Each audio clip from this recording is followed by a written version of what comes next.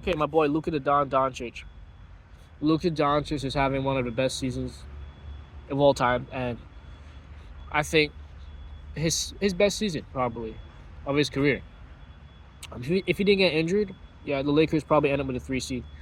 If he had more help on defense, they'd be definitely inching towards that 60 win. We might have legitimately 4 60 win teams this season. Uh, yeah, shout out Luka's doing great things. I really like Luka. I like what he does for a basketball team, especially in big playoff moments. But let's keep it a buck. He's not the MVP. Not because some narrative that everyone wants to spin saying the media doesn't like him. No, no, no. It's the fact that he's out of all these other players, out of Shea and Jokic, he's not efficient at basketball. I know that's a hot take for some people, but he's not efficient. Luka Doncic is the most inefficient scorer on his level. He's never shot 50% from the field in his career. And people were like, what does that matter?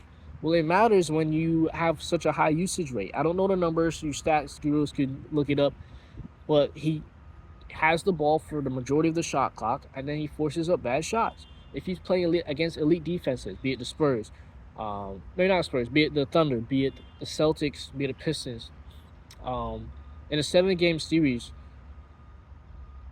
it's going to cause you some issues if other guys aren't showing up. He's not consistent like Shea or Jokic. And Luka average leads the league. Last time I checked, he led the league in turnovers. I mean, that's not what you want. It's not going to win you games. The MVP is about value. I get if you take Luka off the Lakers, they plummet, but that's more of an indictment of a poor roster construction. Because any championship team you look at throughout the history of the NBA or team sports in general, they have squads, they have teams, they have players who fill holes, fill gaps, so that if one player goes down, no matter who it is, they can still stay afloat. You can't falter, drop off the edge of the earth because your main player is down. Like, that just shouldn't happen.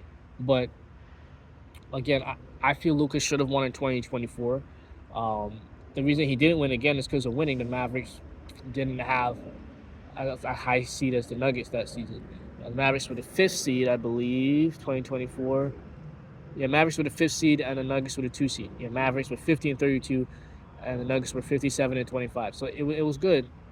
It was a good season for Luka. Luka averaged a lot of points, scoring title, everything. Yeah, he was robbed. I felt SGA definitely deserved it that year as well. I felt it could have been a co-MVP.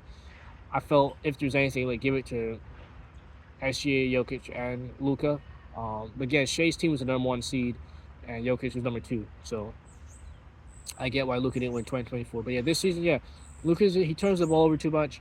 And as much as I talked about um, offense, defense matters too.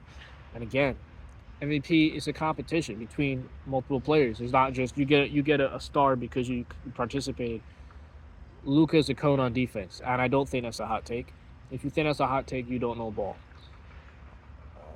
Yeah, Luka, he got targeted in the finals against the Celtics. So this season, like, if you look at the games, you look at the eye test and the stats, you can see that Luka is bad on defense. Also, again, if he shoots a bad shot, and he misses it, he go look for the rest for the foul. Literally, the matchup against the Thunder, Luka shot a bad 3.